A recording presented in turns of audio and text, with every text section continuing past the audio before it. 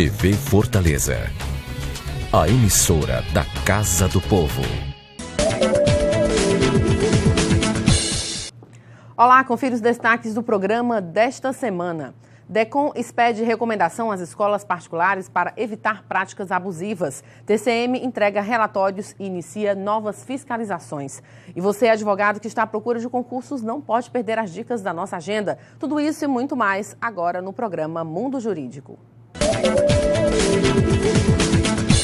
Por receber grande número e diversidade de reclamações dos consumidores por más práticas das instituições de ensino particular aqui do Estado, o DECOM do Ministério Público do Estado do Ceará expediu uma recomendação no intuito de regularizar os serviços. Algumas das denúncias relatam a retenção de documentos devido à inadimplência, reajuste abusivo de mensalidade, exigência de material escolar de uso coletivo ou cobrança de taxa para esse fim e necessidade de apresentar declaração de quitação de débito em escola anterior como condição para realizar a matrícula.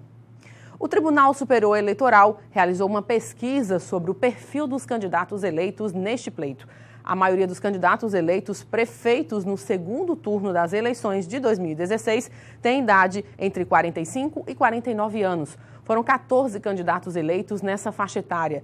O segundo turno do pleito ocorreu em 57 municípios, sendo 18 capitais no dia 30 de outubro.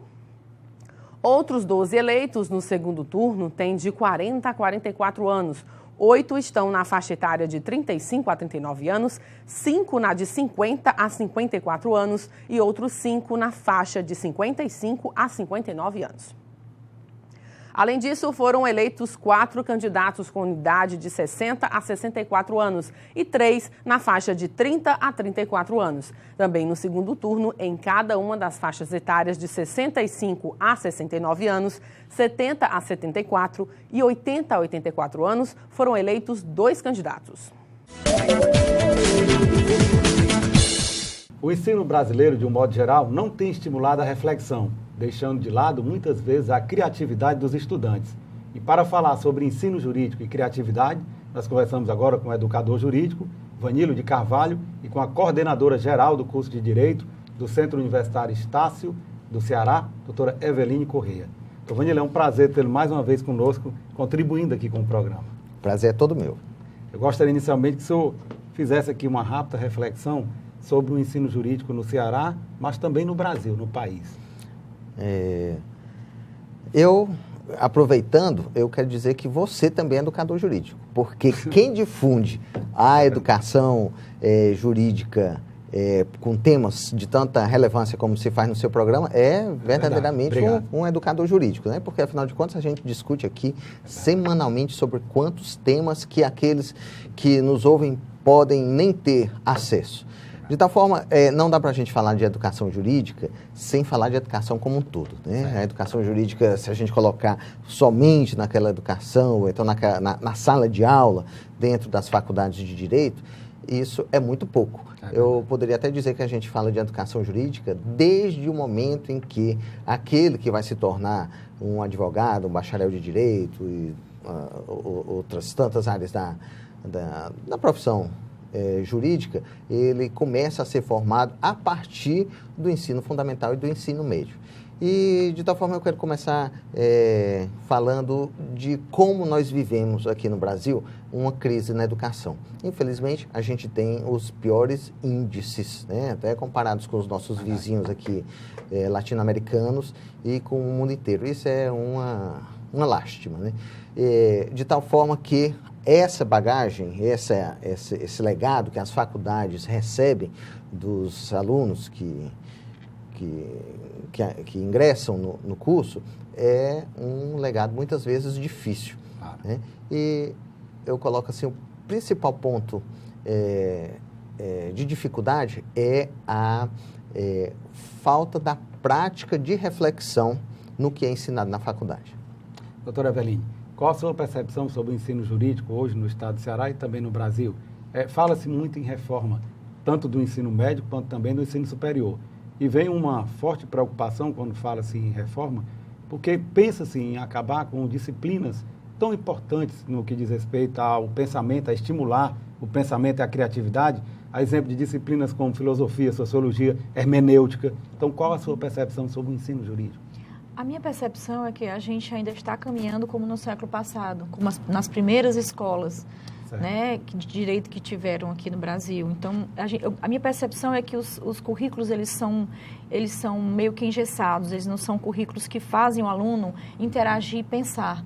Então, assim, eu acredito que se houvesse uma interação entre todas as universidades, um discurso, que tivesse um pensamento em prol não só de angariar alunos, mas sim de uma cultura, né? Claro. De um currículo que fosse um currículo mais pensante e menos estático, eu acredito que seria benéfico para todos nós. Com relação a essas disciplinas de primeiro e segundo semestre, que são as disciplinas chamadas propedêuticas, de caráter introdutório, eu entendo que essas disciplinas elas devem existir. Certo. Entretanto, elas também devem ser replicadas no final do curso, claro. Tal como filosofia e sociologia, porque entendo que o aluno, nesse momento, ele tem mais maturidade, ele já, de uma certa forma, ele já ingressou em estágio, já ingressou no mercado de trabalho, e elas são muito importantes para a formação de um cidadão e também para a formação de um advogado. A senhora me deu, inclusive, uma informação importante, antes de iniciarmos a nossa entrevista, de que a própria Estácio já está trabalhando dessa forma, levando essas disciplinas propedêuticas, a exemplo da filosofia, para o final do semestre. Quando o aluno, pelo menos presume-se, estará mais maduro, não é verdade? Isso, Presume-se que ele estará mais maduro, ele conseguirá entender os pensadores, ele conseguirá entender a filosofia, bem como a antropologia, claro. Né? Ele conseguirá entender isso de uma forma a utilizar na prática, porque no começo eles pensam, talvez eles entendem que aquilo ali é muito teórico. Mas, assim, a gente precisa de uma base, a gente precisa dessa teoria para caminhar. Entretanto, no final do curso, eles vão ter outra visão sobre essas disciplinas, né?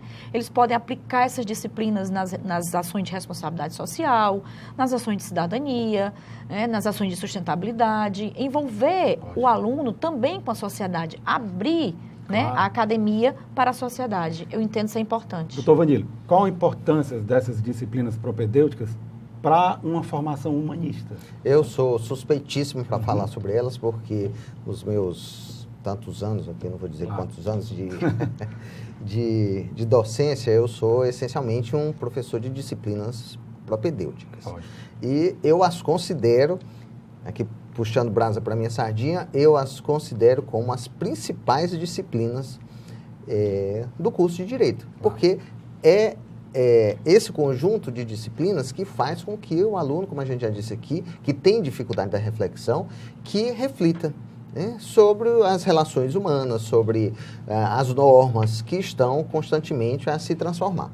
De tal forma que eu, assim, entendendo, eu sei que o aluno, a partir, né, desse contato, né, dessa experiência com as disciplinas propedêuticas, ele vai poder encarar os desafios, claro. Dos conflitos que vão surgir quando ele profissional for.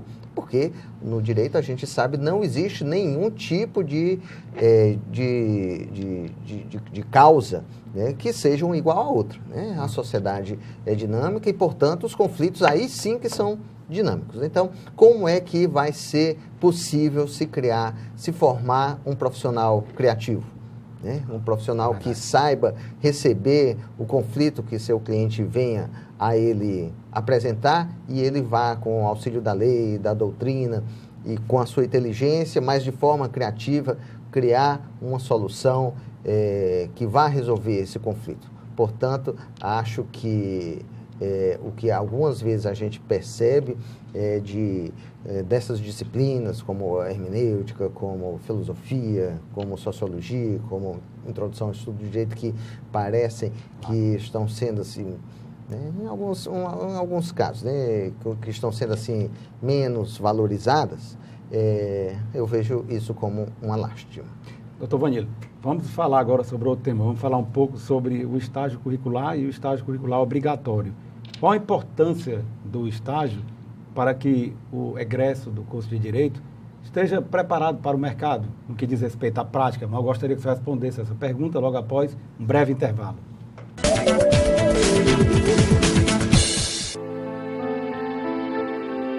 A cada 2 minutos, 5 mulheres são agredidas no Brasil. E de cada 100 mulheres assassinadas, 70 foram mortas por seus companheiros ou ex-companheiros. Mamãe! Violência contra a mulher é crime. Denuncie. O Ministério Público quer ajudar você. Ligue 180. Procure a promotoria de justiça mais próxima.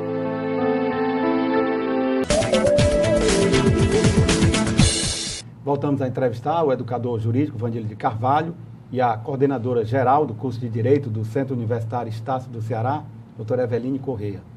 Doutor Vanille, a pergunta que ficou lá no bloco anterior foi sobre a importância do estágio curricular, o estágio curricular obrigatório na formação prática do acadêmico.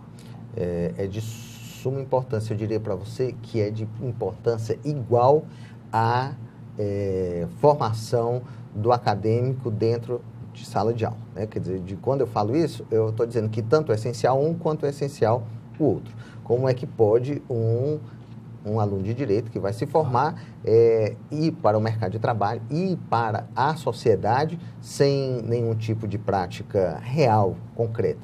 E é isso que faz com que haja essa obrigatoriedade.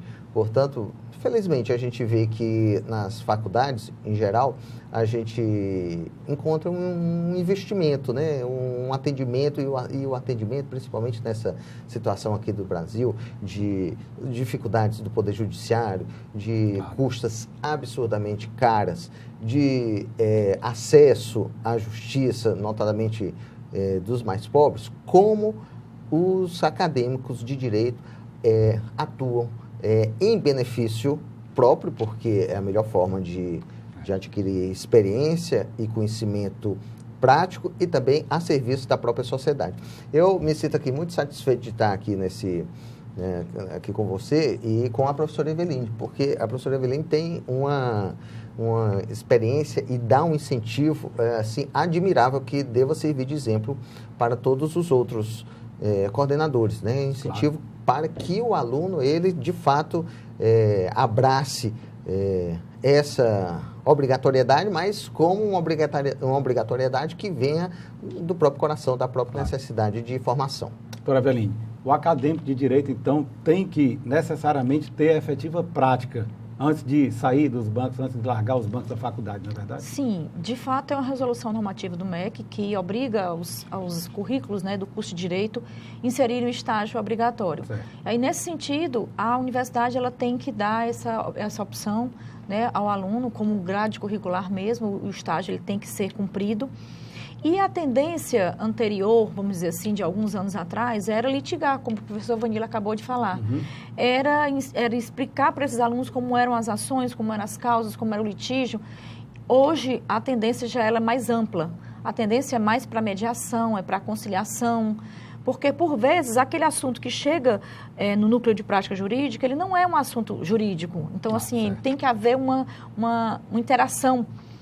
E a interface entre as outras, né, a interdisciplinaridade entre as outras áreas, como a gente acabou de citar, a filosofia, a sociologia. Então, é importante que o aluno tenha essa visão ampla para ele não sentir, não perceber que naquele momento ele apenas vai atender um cliente, ele apenas vai entrar com ação. Não. A gente entende que tem que ser a responsabilidade social também tem que estar ali. E é um momento muito difícil para o aluno, porque ele sai da parte teórica que ele passou, vamos dizer, 7 semestres com essa parte teórica, e ele vai entrar na parte prática. Claro. Então, é um momento que eles sentem muita dificuldade. E aí eles precisam ter uma visão, como eu falei agora há pouco, uma visão social, sobretudo no que tange aos direitos de terceiros. Claro. Né? Então, isso ter muito cuidado com isso, ter uma percepção muito aguçada, muito cuidado com isso, com o cuidar do terceiro, da pessoa que vem até a gente, a sociedade como um todo. Né? Então, é importante, sim. Doutor Vanille, os alunos do curso de Direito, eles têm que, obrigatoriamente, também exercerem atividades complementares para concluir o curso.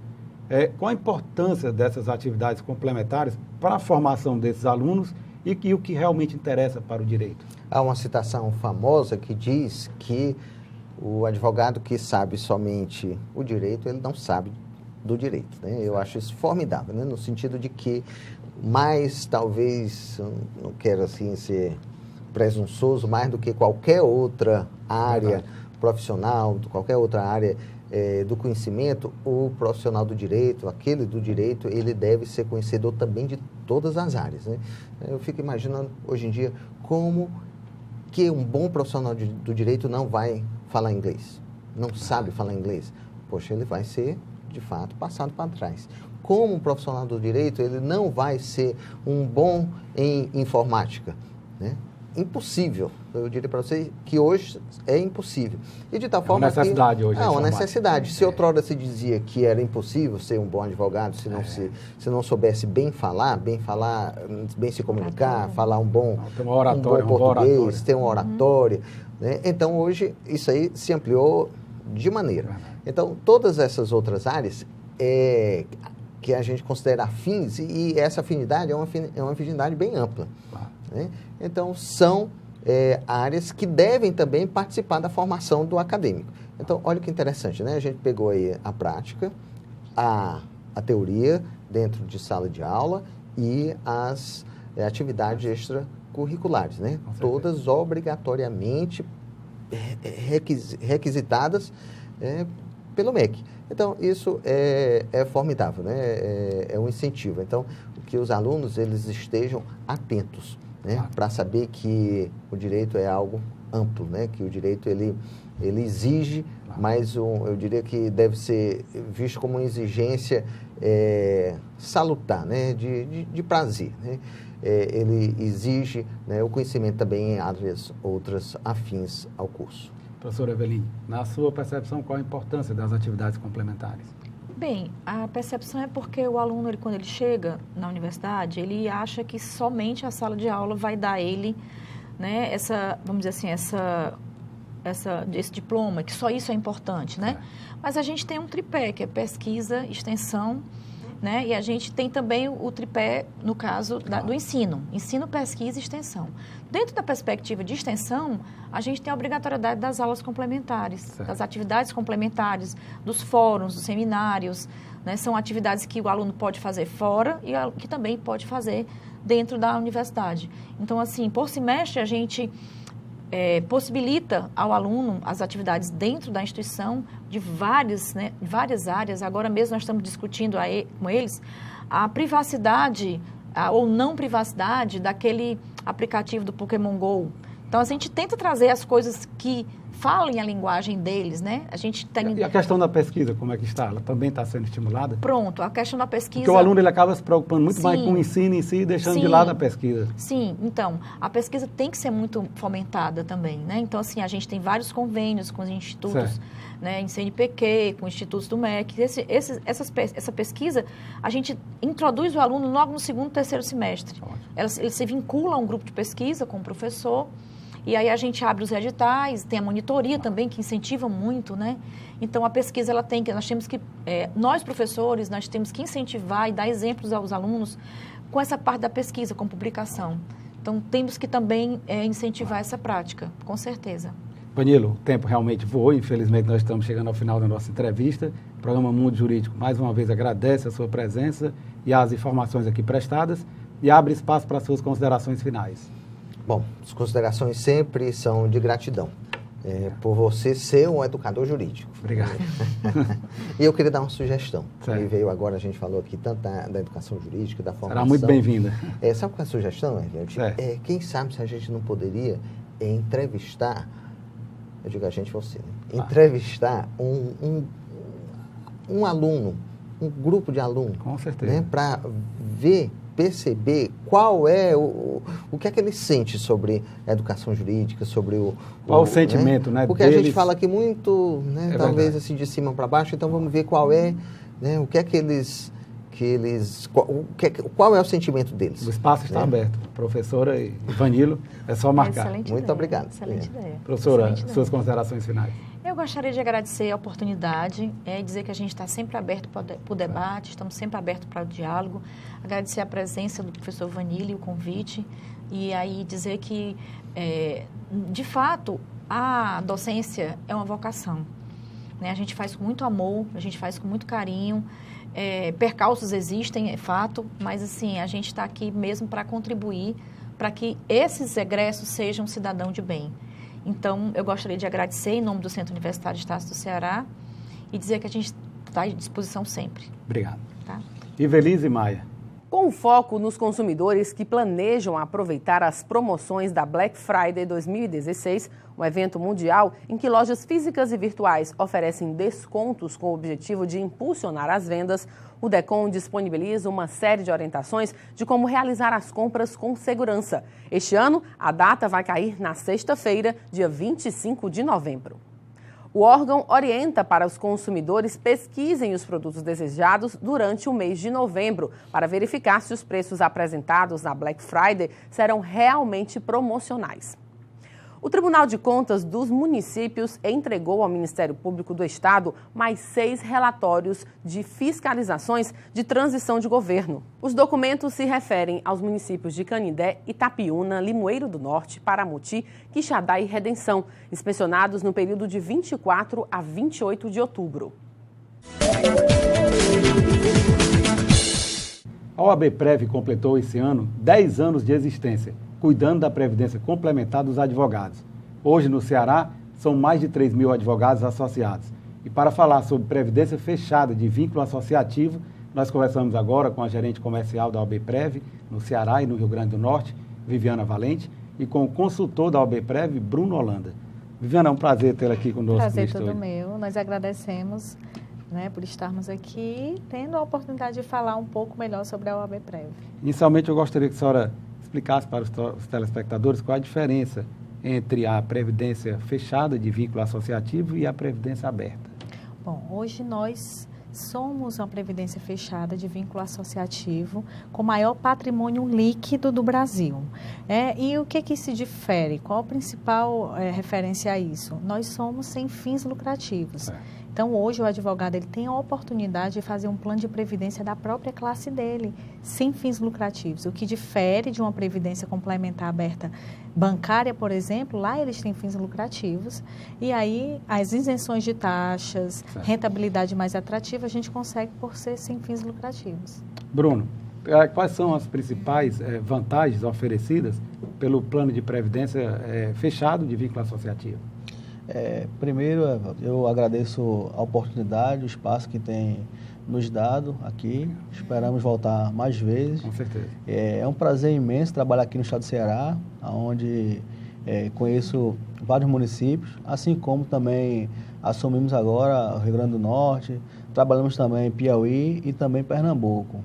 E hoje, qual que seria a vantagem de ter um plano de vínculo associativo fechado para essas instituições abertas?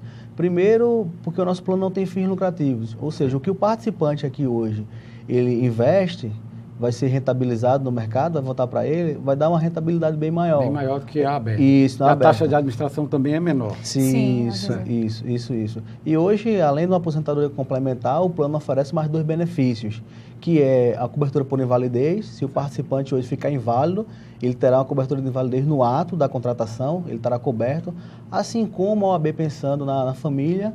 Se o participante hoje vier a falecer, a família também estará amparada com a pensão por morte. Então, é um plano aí que cobre essas 3 questões essenciais. Viviana, são 10 anos de existência da OABPrev. Fale um pouco sobre esses 10 anos e o que a OABPrev tem a comemorar. Hoje foi uma grande conquista, na verdade, Em 2006... foi iniciada essa ideia de ter um plano fechado da própria classe. A OAB, por exemplo, eu posso dizer que foi um precursor em relação a isso.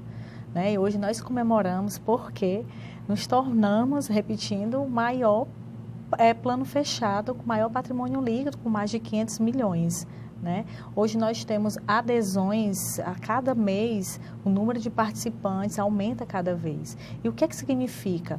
Por aumentar cada mês o número de participantes, a gente consegue diluir a taxa, que é a única taxa que é cobrada, a taxa de administração. Então, a tendência é que essa taxa cada vez mais dilua. Essa é a grande comemoração da OABPrev. Eu gostaria, inclusive, de fazer aqui um destaque, que eu acompanhei também o nascimento da OABPrev aqui no Ceará, e eu lembro bastante que foi a época do ex-presidente da OAB, doutor Valdetar Andrade Monteiro, então presidente na época da Caixa de Assistência dos Advogados. Sim. E ele encampou essa ideia e realmente conseguiu concretizar esse que era um sonho antigo da categoria, de ter uma previdência privada, uma previdência complementar, não é verdade? Sim, o doutor Valdetário, inclusive, nós somos privilegiados, né, em ter o apoio dele. Ele foi uma das pessoas, acredito que a primeira que trouxe a OABPrev para cá, para o Ceará, porque hoje a OABPrev São Paulo, ela compõe 9 estados. Então, o doutor Valdetário foi um dos primeiros a, vamos nos associar, Claro. né, entendendo a importância do advogado ter o plano de previdência complementar. Então, ele hoje é um grande apoiador, incentivador, inclusive tem a OABPrev. Ótimo. Bruno, você poderia falar um pouco sobre o crescimento da OABPrev aqui no Ceará e também no Nordeste? Você me dizia antes de iniciarmos a entrevista, inclusive, que o Nordeste é o maior número de adesão. Não é verdade? É verdade. Só voltando um pouquinho Tá. àquele assunto anterior, eu queria aqui deixar aqui um forte abraço ao doutor Valdetário, que nos ajudou muito, assim como o Leandro Vasco, que bateu muito nessa tecla, é verdade. quando ele era presidente Presidente da CAASE, assim como também o Valdir Xavier, que é meu amigo, também está Atual, aí nessa luta, vice-presidente da Caixa de Vice-presidente Assistência. da Caixa de Assistência. Isso. E falando em crescimento, hoje realmente o advogado cearense está de parabéns. Ainda falta muito. A gente ainda não tem aquela cultura previdenciária como se tem em São Paulo, onde os jovens tiram a OAB com 20 anos, 21 anos, 22 anos e já passa na porta da OABPrev e já começa a contribuir. Ainda nós não temos essa cultura. Mas ainda assim... Está sendo estimulado. Isso. Comparando ao Nordeste, nós estamos em primeiro lugar. Então, os advogados cearenses ainda estão de parabéns. Doutora Viviana, eu gostaria que a senhora falasse um pouco agora sobre os principais tipos de planos, né, e as coberturas, mas eu gostaria que a senhora destacasse logo após um breve intervalo.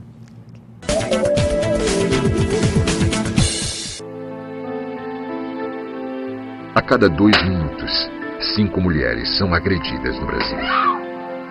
E de cada 100 mulheres assassinadas, 70 foram mortas por seus companheiros ou ex-companheiros.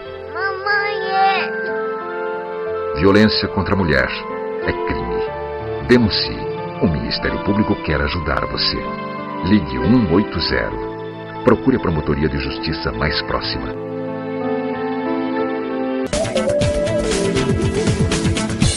Voltamos a entrevistar a gerente da OABPrev no Ceará e no Rio Grande do Norte, doutora Viviana Valente, gerente comercial, e o consultor da OABPrev, Bruno Holanda. Doutora Viviana, a pergunta que ficou no ar no bloco anterior foi sobre quais são os principais tipos de planos e coberturas oferecidos pela OABPrev.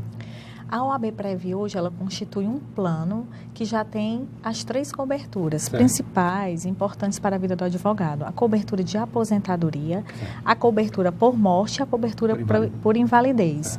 E o que isso difere? Hoje, por exemplo, se você for procurar num banco, né, você tem a cobertura, faz um plano de previdência de cobertura de aposentadoria, mas tem que necessariamente contratar um seguro por morte e um seguro por invalidez.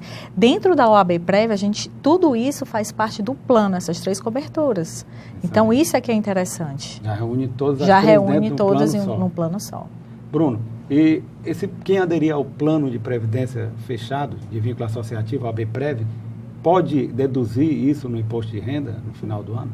Sim. Como o nosso plano é a modalidade PGBL, no mercado hoje tem a modalidade VGBL, que não deduz, e o PG. Que é um plano gerador de benefício livre. Isso. Então, o advogado aí ele pode tributar até 12% da sua renda bruta anualmente. Isso é um dos benefícios do plano da OABPrev.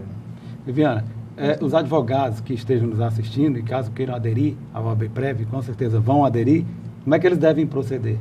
Hoje nós temos uma prática de que temos uma equipe que entra em contato com o advogado para agendar, porque aí depende da disponibilidade da agenda de cada um. Nós temos uma consultoria, uma equipe preparada de consultoria personalizada que vai até o advogado, sem precisar ele ter que ir lá no escritório, na residência, e faz toda uma consultoria financeira personalizada para ele. Tem algum telefone de contato? Sim, nós temos o telefone local aqui, que é o 3047-8236. Você liga e aí a gente já consegue agendar um horário com você. E falando em consultor, eu trouxe um consultor hoje, que é o Bruno Holanda, né? E o Bruno Holanda pode falar até Bruno, com mais propriedade um sobre essa consultoria. Pois é, o nosso trabalho, não só aqui no Ceará, mas temos um modelo no Brasil. Como é que nós trabalhamos? Trabalhamos numa modalidade externa, onde o advogado nos recebe no próprio escritório, onde ele não deixa de fazer suas tarefas diárias, e a gente faz uma consultoria em média 15 a 20 minutos, ele já conhece como é que funciona esse plano de benefício, e no final nós faremos uma simulação e lá ele sabe mais ou menos como é que ficará uma renda projetada, assim também as coberturas de morte e invalidez. Só trazendo isso, o que é interessante é que nós não temos valores tabelados. Claro. Por isso que é feita essa consultoria. Vai de acordo com a necessidade. Alguns advogados perguntam, Viviana, mas eu comecei agora a advocacia, ou então... Você pode começar com um valor menor. Sim, ou então a minha necessidade é mais me preocupar com minha família, caso eu venha faltar. Então a gente adequa de acordo com a necessidade do advogado. Inclusive a possibilidade do advogado, caso haja interessante, fazer o aporte? Sim, e é interessante porque os nossos aportes, a nossa taxa de carregamento que é cobrada em cima de uns aportes é zero. Então, por quê? Porque ela foi pensada no modelo advogado, que na maioria das vezes é autônomo, não tem aquela renda fixa, e que vive de causas, de dinheiros esporádicos. Quando ele tira uma causa, ele vai e faz um aporte e fica à vontade, porque o carregamento é zero. Doutora Viviana, infelizmente o tempo voa, estamos chegando ao final da nossa entrevista. O programa Mundo Jurídico agradece a sua presença. Nós que agradecemos. E parabeniza a OAB Prev. Obrigada. Por ter tido essa iniciativa de criar essa previdência fechada de vínculo associativo para o advogado. E abre agora espaço para as suas considerações finais. Mais uma vez, nós estamos agradecidos, né? Essa TV, ela cada vez mais traz esses assuntos que são relevantes para o advogado. Agradecemos a parceria, né, o interesse de vocês em levar esse plano que é tão interessante para o advogado. Obrigado. Bruno, suas considerações finais. Eu faço jus às palavras da Viviana, eu agradeço mais uma vez, espero voltar aqui mais ainda e também quero mandar um abraço aí ao presidente da OAB, Marcelo Mota, ao presidente da Caixa de Assistência, que também está sempre dando esse apoio. Estamos à disposição da advocacia cearense. Obrigado. Obrigada. Ivelise Maia. A Secretaria de Justiça e Cidadania do Estado do Ceará, Sejus, começou a realizar no dia 1º de novembro o agendamento eletrônico do atendimento jurídico dos internos. O projeto denominado Hora da Defesa foi apresentado aos advogados na última sessão ordinária do Conselho Seccional da OAB Ceará, ocasião em que foi assinado um convênio entre a Sejus e a OAB Ceará para viabilizar o novo sistema. É fundamental conhecer bem quem cuida do nosso futuro. Mas antes de falar sobre a OAB Prev São Paulo, que tal entender como tudo começou?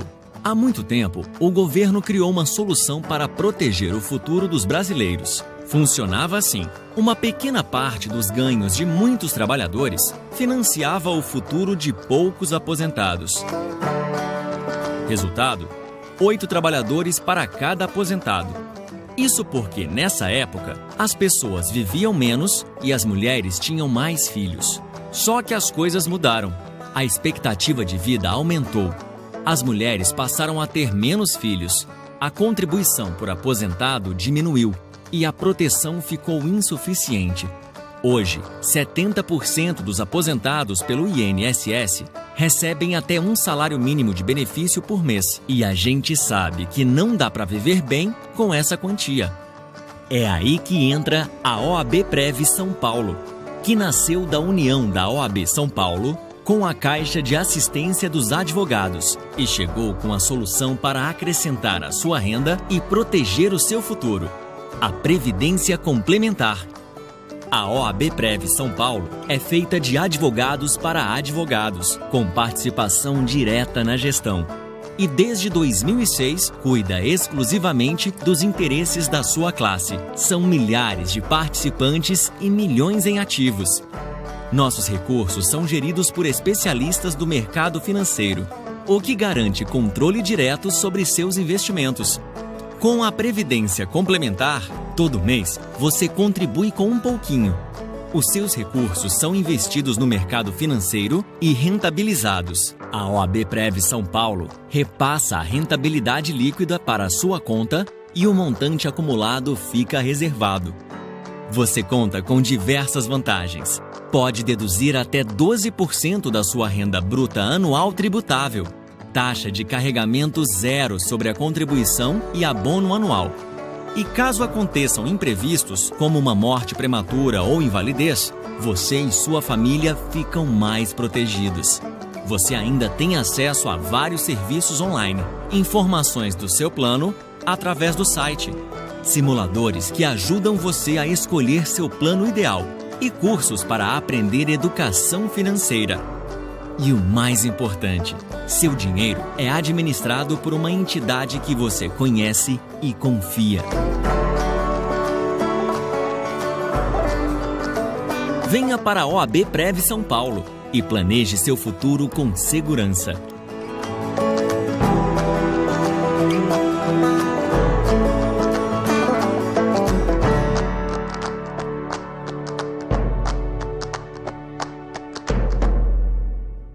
E vamos conferir agora as dicas dos principais concursos jurídicos com inscrições abertas em todo o Brasil na nossa agenda. Câmara Municipal de Amparo, Espírito Santo, inscrições até 20 de novembro. Tribunal de Justiça Militar de São Paulo, inscrições até 2 de dezembro. E o nosso programa termina aqui. Acesse a página do programa no Facebook ou envie suas sugestões para o e-mail programamundojuridico@gmail.com. Obrigada pela companhia e até a semana que vem.